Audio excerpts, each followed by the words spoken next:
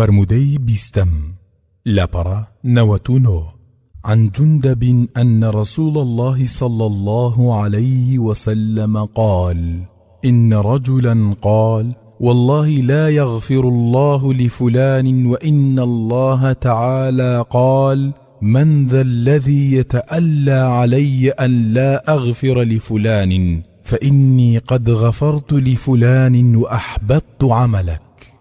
حديث صحيح أخرجه مسلم.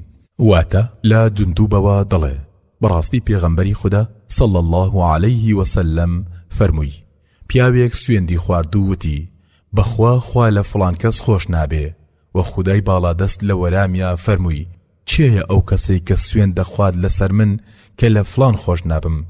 دەی با چاک بزانێت وا من لەو کەسە خۆش بووم و کردارەکانی تۆم هەڵوەشاندەوە. دەڵێن لە ناوبەرەی حەزرەتی یعقوبدا دوو کەسە بوون، یەکێشیان زۆری خۆی ماندی دەکرد لە بەنداتیدا و ئەوەی تریان زۆر بێڕەحم بوو بەرامبەر بەخۆی کە کاتێ تاوانی دەکرد. ئەم دوانە برادەری یەکتر بوون. پیاوە خۆمان دووکەرەکە هەر کاتی ئەوی ئەدی خەریکی تاوانکردن بوو، پێی دەوت بەسە و واز بێنە. کابرا خراپەکەیش دەیوت: وازم لێ بێنە و خۆم و خۆم، ئایا تۆ کراوی بە چاودێری من؟ هەتا جارێکی دی خەریکی تاوانێک بوو کە لای ئەم زۆر گەورە بوو، ئامۆژگاری کرد هەر وەکو پێشوو. ئەویش دووبارە وەکو پێشوو وەرامی دایەوە. کابرای خۆمان دووکەروتی: بەخوا قەسەم خوا لێت خۆش نابێت، یانوتی بە خودا هەرگیز ناتخاتە بەهەشتەوە. فیریشتەی ژیان چێشان هات و گیانی هەردووچیانی چێشا و لەبەر دادگای خودادا کۆکرانەوە. خوا بە تاوانبارەکەی فەرموو: اذهب فادخل الجنة برحمتي، بڕۆ بچۆرە بەهەشتەوە بەهۆی سۆز و بەزەی خۆمەوە. و بەوەی تریانی فەرموو: أكنت بي عالما أكنت على ما في يدي خازنا اذهبوا به إلى النار. ئایا تۆ دەزانی من چ بڕیارێ دەدەم؟ ئایا تۆ دەرگابانی دەرگای خەزانی ناودەستی منی؟ بیبن بۆ ناو ئاگر. پێغەمبەرمان صلى الله عليه وسلم فەرمووی: سوێن بەو کەسەی کە گیانی باوکی قاسمی بەدەستە و شێکی هات بەدەمدا دنیا و دوا ڕۆژی لێ خراپ کرد. لێرەدا مەبەست ئەوە نییە کە مرۆڤ ئەمر بە چاکە و بەرگری لە خراپە نەکات، نەخێر، بەڵکو دەبێ بزانن کە ئەمر بە چاکە و بەرگری لە خراپە دوو ئیشی گرنگ و دوو واجبی گەورەن و ئەرکی سەرشانی هەموو خاوەن باوەڕێکە. بەڵکو مەبەست ئەوەیە نابێ کەس نائومێد بکەیت لە ڕەحمەتی خوا، چونکە عاقیبەت نەزاندراوە و زانایی خوددا بێسنوورە و ئەگونجێ هەندێ ئیشی بەڕواڵەت بچووکی چاک ئەنجام بدرێت کە خوا پاداشتێکی گەورەی بۆ دانابێ لای خۆی. کەس بە کردداری خۆی بەهەشت وەرناگرێت، بەڵکو و بە ڕەحم و سۆزی پەروەردگار دەکەوێت. بەڵام پاش چوونە بەهەشت هەر کەس بە گوێرەی چاکەی خۆی پاداشتی دەدرێتەوە و هیچی لێکەم ناکرێتەوە و زیادەیش وەرەگرێت لە فەزل و ڕەحمەتی خوا. ئەمانەی خوارەوە لەم فەرمودە پیرۆزەوە وەردەگیرن. یەکەم، خوا ئاگاداری پێغەمبەرمانی صلی الله عليه وسلم کردەوە بەسەر زۆر نهێنیدا، لەوانە پاشە ڕۆژی ئەو دوو کەسە و قسە و گفتوگۆکردنەکانی لە دوا ڕۆژدا. دووەم، دەمکوتان لە غەیب تاوانە و ئەبێ خاوەن باوەڕان خۆیان لەو شتە بپارێزن. سێم، خدا خۆی سەرپشکە لە هەر بڕیارێکدا کە بیدات و کەس ناتوانێت دەست بخاتە کاروباریەوە. چارەم، سۆز و ڕەحمەتی خوا بێ سنوورە و نابێ کەس لی نائومێد بکرێت وەکو شەخص. واتە دروست نییە بڵێت فڵان کەس ناچێتە بەهەشت چونکە تاوانی گەورەی کردووە و دەیکات. شاید پەشیمان ببێتەوە و تەوبە بکات بەر لە مەرگ، یان باوەڕی هەبێ و بەر ڕەحمەت و سۆزی خوددا بکەوێت. بەڵام ئەگەر بڵێیت کافر دەچێتە جەهەنەم و هەرگیز لە جەهەنەمدا ڕزگاریان نابێ، ئەوە قسێکی دروستە و ڕەوایە، وەکو پێغەمبەرمان صلى الله عليه وسلم فەرمووی: يا ابن الخطاب اذهب فنادي في الناس إنه لا يدخل الجنة إلا المؤمنون. وتا أي كري خطاب عمر جار بدا بناو خلقا و بڵێ ناچێ دەبەهەشت بێجگەل لە باوەڕدار. پێنجەم، مسلمان دەبێت لە باسی سیفەتەکانی خوادا ئاگای لە زمانی بێت و خوای وەکو خەڵک تەماشا نەکات، بەڵکو پێویستە گومانی خراپیش نەبات سەبارەت بە سۆز و ڕەحمەتی خوا، وەکو لە فەرمودەیەکی قودسی ڕازدا هاتووە کە پەروەردگار دەفەرمێت: أنا عند ظن عبدي بي فليظن بي ما شاء. واتە من ئاگام لە گومانی بەندەم هەیە، جابا چۆن گومان دەبات پێم بابی بات. شەشەم، مرۆڤی خاوەن باوەڕ دەبێ ئاگای لە خۆی بێ و وتار و کردار و نیەتی وا نەبێ کە کردار و وتار و نیەتە باشەکانی هەڵوەشێنێتەوە. ئەوەتە ئەو قسە و بڕیارە نابەجێی ئەو کابرایە بوو بەهۆی ئەوەی کە خوا فەرمووی وەئەحبەط عەمەلەک، و من کردەوەی تۆم لەناو برد. هەروەکو لە قورئاندا لە چەند شوێنێکدا ئەو ڕاستیە دووبارە کراوەتەوە و لە ئایەتی 33 سوڕەی محەممەد دەفەرمێت يا أيها الذين آمنوا أطيعوا الله وأطيعوا الرسول ولا تبطلوا أعمالكم. واتا أي باورداران پەیڕەوی خوا بکەن و پەیڕەوی پێغەمبەر صلى الله عليه وسلم بکەن و کردەوەکانتان بەتاڵ نەکەنەوە. فرمودەی 21 لاپەڕە 103 عن أنس رضي الله عنه يؤتى بالحكام يوم القيامة بمن قصر وبمن تعدى فيقول أنتم خزان أرض ورعاء عبدي وفيكم بغيتي، فيقول للذي قصر ما حملك على ما صنعت، فيقول رحمته، فيقول الله أنت أرحم بعبادي مني، ويقول للذي تعدى ما حملك على الذي صنعت، فيقول غضبا مني، فيقول انطلق بهم فسدوا بهم ركنا من أركان جهنم. حديث حسن أخرجه أبو سعيد. واتا لا أنسوا دجرنوا كروجي قيامة حاكمان دينن تأواني لأنجام داني سنوركاني خدادا كوتايان كردوو تأواني كالا سنوري خدا تيباريون. إنجا پروردگار دفرميت ئێوە خەزێنەداری زەویەکەم بوون و سەرپەرشتی بەندەکانم بوون و لە ڕێگای ئێوەوە چاوەنواری بڕیارەکانی من دەکرا کەچی ئێوە ئاواتان کرد. جا بەو کەسەی کە کۆتایی کردووە و فەرمانەکانی خودای بەسەر ئەو خەڵکانەدا جێبەجێ نەکردووە ئەویش دەڵێ بەزەیم پێداهاتەوە. اینجا پەروەردگار دەفەرمێت ئایا تۆ بەزەی تری لە من بۆ بەندەکانم؟ و بەو حاکمەش کە دەست درێژی کردووەتە سەر خەڵکو لە سنووری خوددا تێپەڕیوە دەفەرمێت چی وای لێ کردی کەوا بکەیت؟ ئەویش دەڵێ ڕقم هەستا بوو. لە ڕیوایەتێکی تردا کە ئەبوو یعلا باسی دەکات و دەڵێ پەروەردگار دەفەرمێ بۆ زیاتر لەوەی کە من ئەمرم پێکردوویت لەو بەندەیەتدا دەڵێ ئەی پەروەردگارم لەبەر خاتری تۆ ڕقم هەستا و زیاترم لێدا. پەروەردگاریش دەفەرمێت ئایا ڕقی تۆ دەبێت تونتر بێت لە ڕقی من؟ اینجا خودای دادپەروەر و خاوەن دەسەڵات دەفەرمێت بیان بن و گۆشەیەک لە گۆشەی جەهەنەمیان پێبگرن. ئەوەی ڕاستی بێ هیچ کەس لە خوا بەغیرەتتر نییە و هیچ کەسیش بە ئەندازەی خوا چاوەنواری سۆز و ڕەحمەتی لێ ناکرێت. جا پێویستە مرۆڤ تەماشای سنوور و فەرمانەکانی پەروەردگار بکات و نەزیاد و نەکەم هەنگاو نەنێت. جا ئەو کەسەی قەدەغەکرابێکی خوا حەڵاڵ بکات یان بۆ تۆڵە سندنەوە لە سنووری خوا تێپەڕێت بە ناوی غیرەتی ئاینەوە بەڕاستیەوە لە ئاینی خوا تێنەگەیشتووە و دەست درێژکەرە و پێویستە بەرگری بکرێت. واتە هەر زیادە و کەمێک لە حەڵاڵ و حەرام و تێپەڕین لە سنوورەکانی ئاین قەدەغەیە و هەر کەس بە هەر ناوێکەوە بیکات تاوانبارە. هەروەکو پەروەردگار لە سوڕەی ئەلبەقەرە ئایەتی 229 دەفەرمێت ومن يتعد حدود الله فأولئك هم الظالمون. واتە هەر کەسێک لە سنوورەکانی پەروەردگار تێپەڕێت ئەوانە هەر خۆیان ستەمکارن. لەم فەرموودا قودسیە ئەمانەی خوارەوە وەردەگیرێت. یەکەم هیچ فەرمان ڕەوایەک لە دادگاییکردنی پەروەردگار ڕزگاری نابێ بەڵکو دەبێ هەمویان دادگایی بکرێن چ باش بن یان خراپ.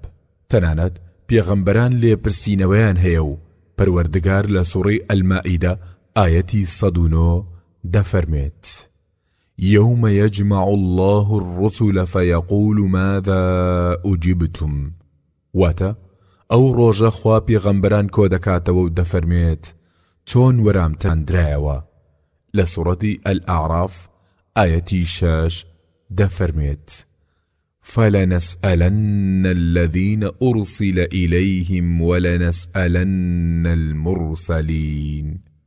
واتە بەڕاستی پرسیار لەوانە دەکەین کە پێغەمبەرمان بۆ ناردوون و پرسیاریش لە پێغەمبەران دەکەین. لە ڕیوایەتێکی تردا هاتووە کە هەر کەسێ بوو بە سەرپەرشتی دوو کەس لە قیامەت باڵی لە پشتەوە دەبەسرێت و ئەم لاو ئەو لای دەگرن و دەبرێتە دادگا. جا ئەگەر دادپەروەرانن لەگەڵیاندا جوڵا بێتەوە و ڕزگاری دەبێ، ئەجینا هەر بەو شێوەیە فڕە دەدرێتە ناو ئاگری جەهەنەمەوە. ئەوەیە دادپەروەری لە یاسای ئیسلامدا.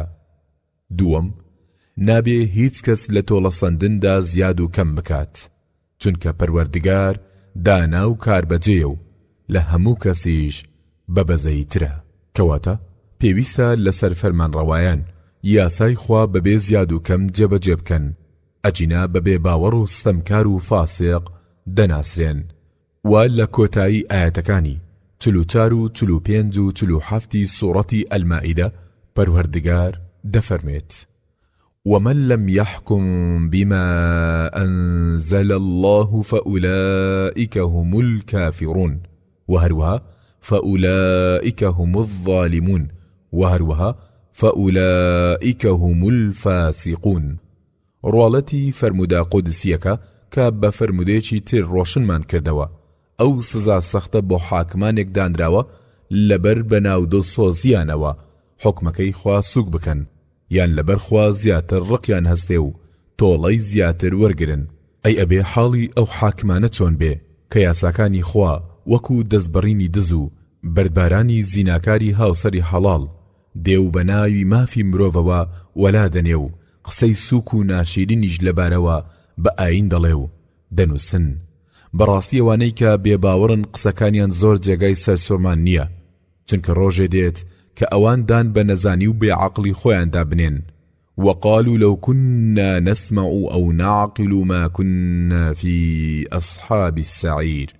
ئەگەر ئێمە چاکشتمان وەرگرتایە و باش فەهممان بکردایە ئێستا لەناو ئەو سزا سەختە نەدەبووین. هەروەها پەروەردگار دەفەرمێت: فاعترفوا بذنبهم فسحقا لأصحاب السعير. واتە بەڵێ ئەوان لەو ڕۆژەدا دان بە تاوانی خۆیاندا دەنێن، بەڵام بەوان دەوترێت دەی دەوری بۆ ئەوان کە ڕەفیقی ئاگرێکی سەختن.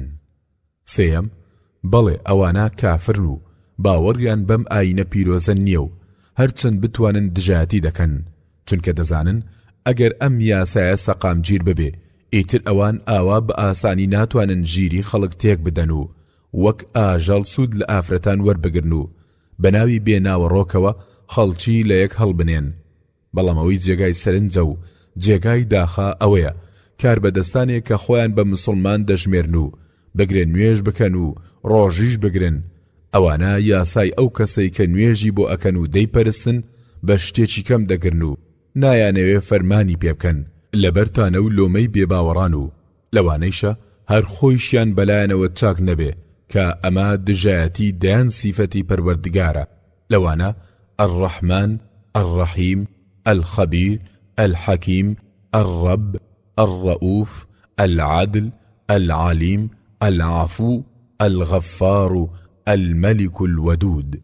جێگای سەرنجە کە شەیطان لە وەسفی عەدالەتدا دژایەتی خوای کرد. پەروەردگاری گەورەش نەفرینی هەمیشەیی لێ کرد.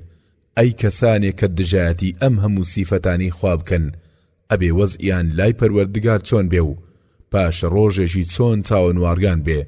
ئێمەیش لەگەڵ ئەوەدا کە داوایان لێ دەکەین بگەڕێنەوە بۆ لای خوا دەڵێین: اللهم أصلح ولاة أمورنا ووفقهم لما تحب وترضى وإن لم يكونوا أهلا لذلك اللهم أنزل بأسك عليهم وطهر بلاد المسلمين منهم يا قهار يا جبار آمين. أو مسلماناني كبناوي برجواندي آينيوة هندي فرماني إسلامي ولا دنين بابترسن لخويانو عاقبتي إيشكانيان أوان نلخواو بيغمبركي صلى الله عليه وسلم زاناترنو ونلخواو بيغمبركي صلى الله عليه وسلم دلسوزترن بو خلقو نەلە پێغەمبەر صلی الله عليه وسلم خەمخۆرتری ئاینن. پەروەردگار لە سوڕەی ئالی عیمران ئایەتی 31 دەفەرمێت: قل إن كنتم تحبون الله فاتبعوني يحببكم الله ويغفر لكم ذنوبكم والله غفور رحيم. وتا أي محمد صلى الله عليه وسلم بڵێ ئەگەر ئێوە خواتان خۆش دەبێت دوای من بکەون، خوایش ئێوەی خۆش دەبێ و لە تاوانەکانتان چاوپۆشی دەکات و خوا چاوپۆشی کار و بەبەزەییە. براکانم، بەرژەوەندی وەختێ پەسەندە هاوتا بێ لەگەڵ کیتاب و سنەتدا یان دژی کیتاب و سنەت نەبێ، ئەجینا بەرژەوەندێکی هەڵوەشاوەیە و لای هیچ زانایەکی خواناز پەسەند نەکراوە، چونکە بەرژەوەندی لای ئەوانەی کە بە بەڵگەی شەرعی دەزانن بریتیە لە سێ بەش. یەکەم، بەرژەوەندیە کە شەرعدانی پێدا نابێ، ئەمە دەبێ بەبێ ملەجڕا بەگوێ بکرێت. دووەم، بەرژەوەندیە کە شەرع پەسەندی نەکرد بێ، ئەمان دەبێ بە هیچ شێوەیەک پەیڕەوی نەکرێت، وەکو یەکسانی خوشک و برا لە کەلەپوردا. جاوەی کە ئەمڕۆ مسلمانانی بەش کردووە، ئەم جۆرە بەرژەوەندیە کە دژی کیتاب و سنەتە کەچی پەیڕەوی دەکرێت. بۆچی؟ لەبەر بەرژەوەندی، بەڵام ئەوەی ڕاستی بێ بەرژەوەندی ئاین نییە، مەڵکو بەرژەوەندی خەڵکێکە و هیچی تر. خۆیان کردووە بەڕیش سپی ئیسلام و هەرچی زیان بوو بۆیان بە حرامی دەزانن، ئەگەتی دەیان ئاەت و فەرمودا لەسەر حەڵال بوونی هەبێ و هەرچی بە سوودیان بێ حەڵاڵە، ئەگەرچی دەیان ئاەت و فەرمودا لەسەر حرامەتی هەبێ. إنا لله وإنا إليه راجعون وإلى الله نشتكي. سێم، بەرژەوەندیە کە ئاەت و فەرمودا باسی نەکرد بێ، نەبە چاک و نەبە خراپ. ئەم بەشایانە ئەو کۆمەڵە زانانە تەماشای دەکەن و بەرژەوەندیان لە حەڵاڵەتیادی بە حەڵاڵی دەزانن لە بەرمانەی گشتی خەلەق لەکم ما فی الأرض جەمیعا، واتە بۆ ئێوەم دروست کردووە ئەوەی لەسەر زەویدایە هەمووی، و ئەگەر بە شتێکی زیان هێنەریان زانی قەدەغەی دەکەن لەبەر فەرمودەی لا ضرر ولا ضرار، واتە زیان گەیاندن نییە، و دەیان فەرمودەی تر هەیە بۆ ئەوەی کە ئەم بەڕێزانە بیکەن بە بەڵگا لەسەر ڕاستی و دروستی لۆچوونەکانیان و بۆ زیاتر شارەزابوون دەتوانن تەماشای ئەم باسە لە کتێبە ئوسوڵیەکاندا بکەن، وەکو جەمع و جەوامع الوەجیز دکتۆر عەبدولکەریم زەیدان، نەیل الئەوتار ئەششەوکانی بکەن.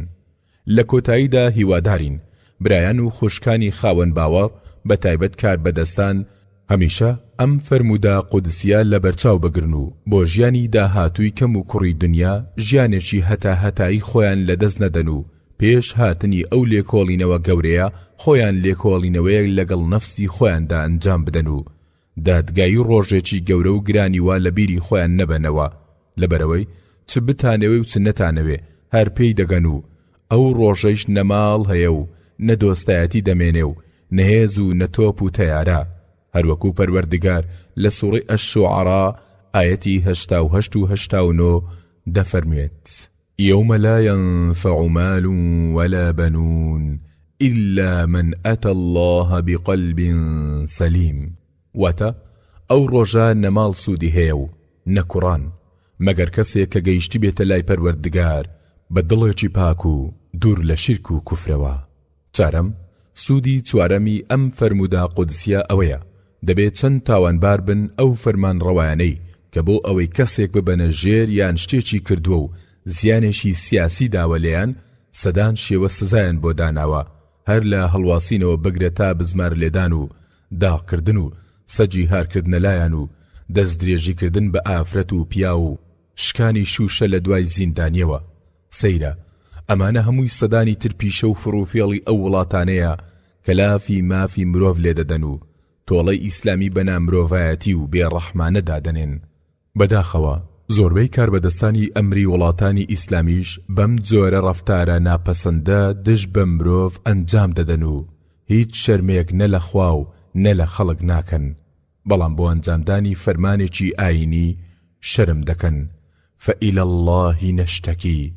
تێبینی ئەم فەرموودە ئەگەرچی ئەنەس نەیوتووە لە پێغەمبەرەوە صلى الله عليه وسلم بڕواڵە دووەستاوە ئەلمەوقوفە، بەڵام چونکە هەواڵێکی پەنامەچیە ئەلغەیبە بە گوێرەی بناغەکانی فەرموودە ئوسوڵ الحەدیث حکمی بەرزکرانەوەی هەیە المەرفوع واتە سەنەدەکەی تەواوە. فرمودي 22 لپرا 112 عن أبي هريرة رضي الله عنه عن النبي صلى الله عليه وسلم قال: قال الله تعالى: ثلاثة أنا خصمهم يوم القيامة: رجل أعطى بي ثم غدر، ورجل باع حرا فأكل ثمنه، ورجل استأجر أجيرا فاستوفى منه ولم يعطه أجره. حديث صحيح أخرجه البخاري. واتا أبو هريرة لبيغمبروا صلى الله عليه وسلم دجريتوا كخوي بالا دست فرمويتي: سيان هن كمن دجمنيانم لروشي قيامتا. يكمينيان كسيكا كبيمانيشي بستبيو سويندي بخوا خوارد بي لسري كچي لدوائيدا هلي وشاند بيتوا. ئەم جۆرە کەسە تاوانبارە لەبەر چەند هۆیەک. ئەلیف ڕێزی بۆ ئەو سوێندە دانەناوە کە پەروەردگار دەفەرمێت: وەحفەظوا ئەیمانەکم، سوێندەکانتان بپارێزن و نەیانشکێنن. بە نرخی بۆ سوێند بۆ خوراوەکە دانەناوە و سوچی کردووە کە ئەمەش سیفەتی باوەڕداری ڕاستەقینە نیە، چونکە پێغەمبەرمان صلى الله عليه وسلم دەفەرمێت: لا يؤمن أحدكم حتى يحب لأخيه ما يحب لنفسه. واتا هیچ کام لە ئێوە باوەڕدار نییە تا ئەوەی بۆ برای دینی خۆی پێی خۆشە هەر ئەوە بێ کە بۆ خۆی پێی خۆشە. جاچێ پێی خۆشە کە کەسێک بەڵێنێکی پێ بدات و لە پاشا ئەو بەڵێنە جێبەجێ نەکات، ئەگەرچی ئەمە بەڵگەی منافیقیشە. جیم کابرای سوێندخۆری پەیماندەر سوک دەبێ و نرخی لە ناو خەڵکە نامێنێ و ئیتر باوەڕی پێ ناکرێ. دال ئەبێ بەهۆی ئەوە کە خەڵکی تر چاوی لێ بکەن و ئەو پەیمانشکانە سوک دەبێت لە بەرچاو. ئەوەتە ئەگەر کەسێک لە ناو ماڵی خۆیدا تاوانێکی کرد، دروست نییە جاسوسی بکرێت و بە دادگای بگێنن مەگەر خۆی بێتە دادگا و دانی پێدا بنێ. بەڵام ئەگەر بە ئاشکرا کردی، چونکە دەبێ بەهۆی چاولێکردنی خەڵکی تر هەر کەسێک ئاگای لێبێ چاک وایە بە دادگای بگێنێ و پاداشتیشی هەیە لەسەر گەیاندنی و پێی دەوترێت شایەدیەک بۆ پاداش لەلایەن خواوە. جا زۆر شایستێ و بەجێ کە کەسێک ئەو هەموو زیانەت دروست بکات، خوای گەورە هەر بۆ خۆی دوژمنی بێ و ڕۆژی دوایی تۆڵەی سەختی وای لێوەرگرێت کە کەسێکی تر نەیدی بێ. دووهەمیان ئەو کەسەیە کە ئازادێک ئەفرۆشێ و نرخەکەی دەخوات، جایتر ئەوە بەندەیەک بێ و ئازاد کرابێ بەڵام ئەو گوێ پێ نەدات و بیفرۆشێت، یان ئازاد بێ و ئەم بە زۆر زاڵ بێ بەسەریا و لە پاشا بیفرۆشێت، یان وەکو ئەمڕۆ ئازادە بەڵام لە پشتی پەردەوە مامەڵەی پێ بکرێت و بکڕێ و بفرۆشرێتەوە بێ ئەوەی خۆی بەو کڕین و فرۆشنە بزانێ، کەچی بە نرخەکەی کۆشک و تەلاری ڕەنگا و ڕەنگ دروست دەکرێت کە ئەمە تاوانێکی گەورەیە، چونکە مرۆڤ هەمووی بەندەی خوددان و هەر کەسێکی تر بیان کات بە بەندە دژایەتی خوا دەکات. بۆیە خدا خۆی لە ڕۆژی قیامەتە دوژمنی ئەو ئازاد فرۆشەیە. جا کەسێک لەو ڕۆژەدا خدا دوژمنی بێ ئەبێ تۆڵەی چی بێ و چی بەسەر بێت. ئەوەی ڕاستی بێت لە دنیای مافی مرۆڤ و ئازادی و سربەخۆیدا ئەم جۆرە فرۆشتنە بە ناوی سیاسەتەوە بێ سنوورە و هیچ ڕەخنەیەکی لێ ناگیرێت، بەڵکو سیاسەتمەداری تەواو و زیرەک ئەوەیە لەم بارەوە دەستی باڵای هەبێ و بە ماوەیەکی زۆر کورت ژێردەستەکانی بە چەند دەست بناسێنێ. بەڵێ ئەوەیە دروشمی زرق و برقدار و ئەوەیە چاوبەستی ڕاستەقینە لە خەڵک کە ئەمڕۆ بە شێوەیەک مرۆڤی ئازاد دەکرێ بە بەندە و ئەفرۆشرێ کابرا بە خۆی نازانێ و خۆیشی پێ ئازادە و بە بڕیاری خۆیشی هەوڵی ئازادی خەڵکانی تر دەدات. لە فەرمودەیەکدا هاتووە کە ئەبوو داود دەیجێڕێتەوە لە فەرمودەکانی عەبدوڵای کوڕی عومەرەوە کە پێغەمبەرمان صلى الله عليه وسلم فەرموویەتی: ثلاثة لا تقبل منهم صلاة. سێ کەسن کە نوێژیان لێوەرناگیرێ، یەکێک لەوانە رجل اعتبد محررا، پیاوێک کە ئازادکراوێک بکاتەوە بە بەندە، دەڵێن زمانی پێشوو ئازاد لە باتی فەرزدا دەفرۆشرا تا ئاەتی 280 سوڕەی ئەلبەقەڕە دابەزی کە پەروەردگار دەفەرمێت وَإِن كَانَ ذُو عُسْرَةٍ فَنَذِرَةٌ إِلَى مَيْسَرَةٍ واتە ئەگەر کابرا دەستەنگ بوو ماوەی بدەن تا بۆی ئاسان بێت ئیتر ئەو فرۆشتنە قەدەغەکرا سێهەم ئەو کەسەیە کە کرێکارێک بەکرێ بگرێ و ئیشی پێبکات و پاش تەواوبوونی ئیشەکەی کرێکەی نەداتێ چونکە ئەمەی شەروەکو پێشوو وایە و سوودی لەو کابرایە وەرگرتووە و هیچی پێ نەداوە واتە کرێکەی خواردووە و وەکو بەندە بەکاری هێناوە بەڵێ ئاینە دڵسۆزەکەی ئیسلام ئاوا بەهانەی خەڵکەوە دێت و ئاوا فێری ڕەوشتی بەرزیان دەکات و لە ڕەوشتە نزمەکان دووریان دەخاتەوە بەڵام ئەوانەی هیچ نرخێک بۆ خوڕەوش دانانێن و بەڕەڵای بە ئازادی دەزانن و تانەوتە شەر لە یاسا بە نرخەکەی ئیسلام دەدەن و بەناتاواوی دادەنێن ئەمانە وەکو قسەی ئەم شاعیرەیە کە دەڵێ شەمشەمە کوێرە خۆی ڕۆژ نابینێ ئەو چاوی کوێرە خەتای ڕۆژ جیە ئەمانەی خوارەوە لەم فەرموودە قودزیە وەردەگیرێت یەکەم دوژمناتی بۆ خوا وەسفێکە و هەیە بە گوێرەی ئەم فەرموودە قودسیە و لە قورئانیشدا هاتووە لە سوڕەی ئەلبەقەڕە ئاەتی 98 کە پەروەردگار دەفەرمێت فإن الله عدو للكافرين واتە بەڕاستی خدا دژمنی کافرانە دووهەم سوێند شکاندن تاوانە هەروەکو پەیمان شکاندن جا پەیمانێک سوێندیشی لەگەڵدا بێ شکاندنەکەی تاوانێکی زۆر گەورەیە لێرەدا پێویستە بزانین سوێند خواردن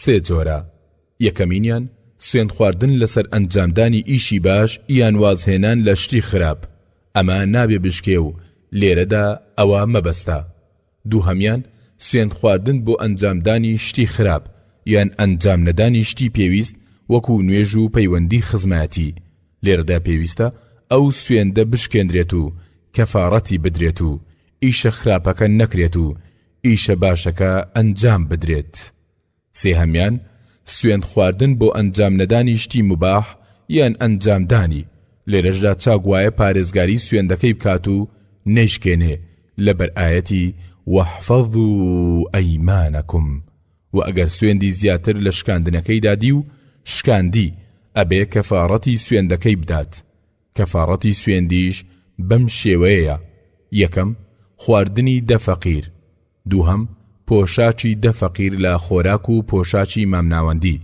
سێهەم بەندەیەک ئازاد بکات بۆ یەکێ لەم سیانە خۆی سەرپشکە بەڵام ئەگەر دەسەڵاتی هیچ کەم لەوانەی نەبوو ئینجا دەبێ سێ ڕۆژ ڕۆژوو بگرێت لەبەر ئاەتی 89 سوڕەتی ئەلمائیدە کە پەروەردگار دەفەرمێت لا يؤاخذكم الله باللغو في أيمانكم ولكن يؤاخذكم بما عقدتم الأيمان فكفارته إطعام 10 مساكين من أوسط ما تطعمون أهلكم أو كسوتهم أو تحرير رقبة فمن لم يجد فصيام 3 أيام ذلك كفارة أيمانكم إذا حلفتم واحفظوا أيمانكم كذلك يبين الله لكم آياته لعلكم تشكرون سيم حراما فروشتني إنساني آزادو نرخكيشي چارم حراما إشكردن بخلق بخورایی مگر کابرا خوی رازی بێ پێنجەم حراما خواردنی مافی کرێکاران شەشەم ئیسلام پارێزەری ڕەوشت و گیان و سامانی خەڵکە و بەتوندی تۆڵە لەو کەسانەوە دەگرێت کە یەکێک لەو سێشتانە تێک بدات فرمودەی 23 لاپەڕە 118 عن جندب بن عبد الله قال رسول الله صلى الله عليه وسلم كان في من قبلكم رجل به جرح فجزع فأخذ سكينا فحز بها يده فما رقأ الدم حتى مات قال الله تعالى بادرني عبدي بنفسي حرمت عليه الجنة حديث صحيح أخرجه البخاري والبيهقي واتە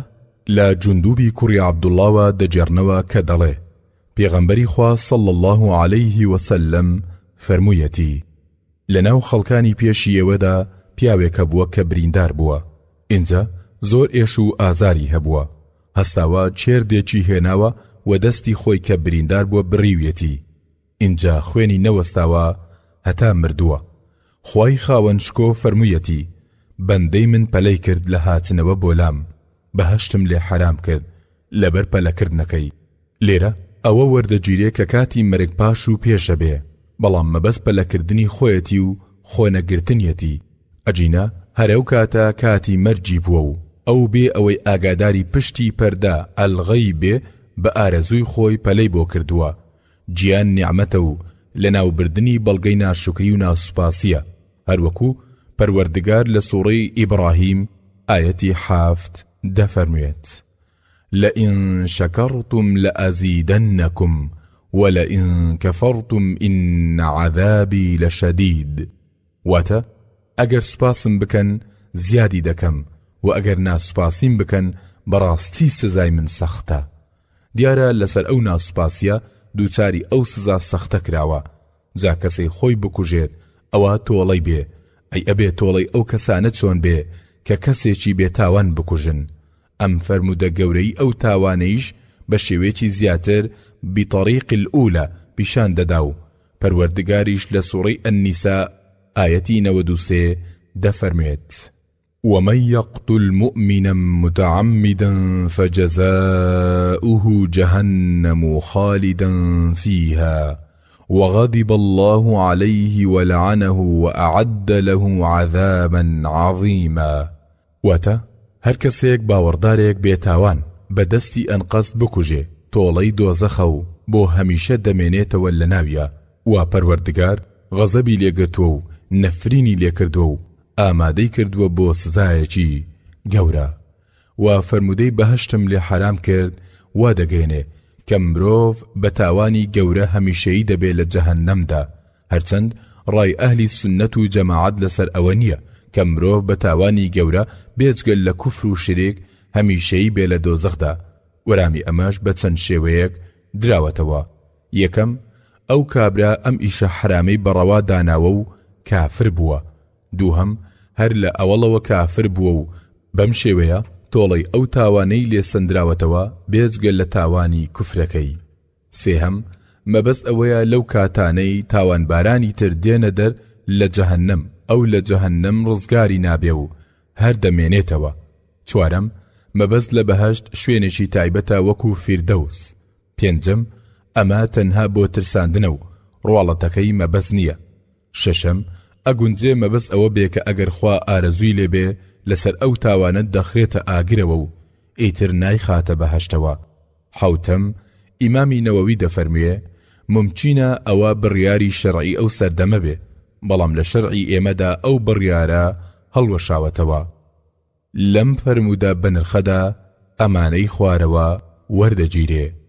یەکەم کوشتن تاوانە، چ خۆی بکوژێ یان خەڵک بکوژێ، مەگەر بەو ڕێگایانە بێ کە خوا دایناوە وەکو ئەوە کە کافر بێ و دژایەتی ئاین بکات، مسلمان بێ و هاوسەری حەڵاڵی بوو بێ و زینا بکات، لە ئاین پاشگەز ببێتەوە. مسلمانان یەک بن و کەسێک یان کۆمەڵێک ببن بەهۆی بەشبەشی ئەو کۆمەڵە دەکوژێت با مسلمانیش بن کە ئینم منکان خەلیفەی مسلمانان هەبێ و کەسێکی تر داوای ئەو خەلافەتە بکە. ئیذا بویع لخەلیفەتەینی فەقتولوا الآخر منهما. ئەگەر دوو کۆمەڵ لە مسلمانان شەڕیان بوو، کۆمەڵێک هەوڵی ئاشکردنەوەیدان، لایەنێکیان هەر ئامادەی ئاشتی نەبوو، ئەوە شەڕیان لەگەڵ دەکرێت تا تەسلیم بوونیان کوشتن. کەسێک دەست درێژی بکاتە سەرماڵ یان ناموسی کەسێک دەکوژرێت لەبە فەرمودەی ومن قتل دون دمه فهو شهيد ومن قتل دون ماله فهو شهيد ومن قتل دون دينه فهو شهيد. کەسێ لەسەر پاراستنی گیانی بکوژرێت شەهیدە، و هەر کەسێک لەسەر پارێزگاری ماڵی بکوژرێت شەهیدە و هەر کەسێک لەسەر ئاینەکەی بکوژرێت شەهیدە. ئاشکرایە کوشتنی هێرشکەر هیچ تاوانێکی نییە بە قاعیدەی بەرگری هێرشکەر دەفع الصائل. دووهەم بەڵگەی سۆز و بەزەیی خوایە بۆ بەندەکانی کە خۆکوشتنی قەدەغە کردووە لێیان، چونکە گیان هی خۆیەتی و بۆ بەندە نییە، بەبێ فەرمانی ئەو دەستکاری بکات. سێهەم، پێغەمبەرمان صلی الله عليه وسلم ئاگادار کراوە لە زۆر شتی نهێنی و هەواڵی گەلانی پێشوو، هەروەکو ئاگادارکردنی لەسەر ڕووداوەکانی پاش خۆیشی تا دوڕۆژ. چارەم، هەڵانی مرۆڤ بۆ خۆگری و دوورکەوتنەوە لە ئاه و ناڵە و بێزاری، نەوەک دووچاری خراپتر لەو ببێ. پێنجەم، هەروەها قەدەغەیە بەکارهێنانی شتێک کە بزانی لە ئایندا زیان بە گیان دەگەێنێ.